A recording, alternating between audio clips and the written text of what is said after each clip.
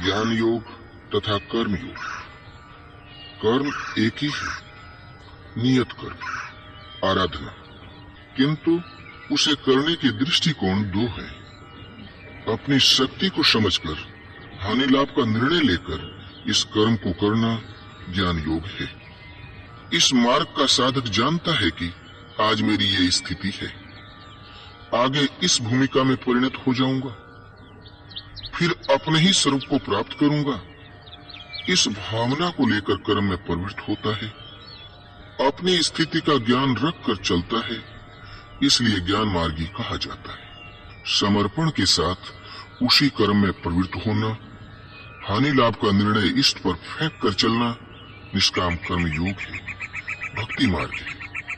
एक ही महापुरुष से शिक्षा लेकर एक स्वावलंबी होकर उस कर्म में प्रवृत्त होता है और दूसरा उनसे शिक्षा लेकर उन्हीं पर निर्भर होकर प्रवृत्त होता है। बस अंतर इतना ही है। इसीलिए योगेश्वर श्री कृष्ण ने कहा, अर्जुन, सांख्य द्वारा जो परम सत्य मिलता है वही परम सत्य निष्काम कर्म योग द्वारा भी मिलता है। जो दोनों को एक देखता है वही यथार्थ देखता है। दोनों को क्रिया बताने वाला तत्वदर्शी एक है, क्रिया भी एक ही है, आराधना। कामनाओं का त्याग दोनों करते हैं और परिणाम भी एक ही है, केवल कर्म करने का दृष्टिकोण दो है।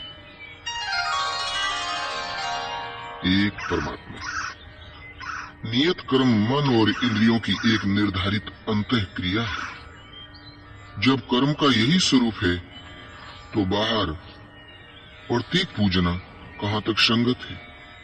भारत में हिंदू कहलाने वाला समाज, जिनके पूर्वजों ने परम सत्य की शोध करके देश विदेश में उसका प्रचार किया, उस पथ पर चलने वाला विश्व में कहीं भी हो सनातन धर्म ही है।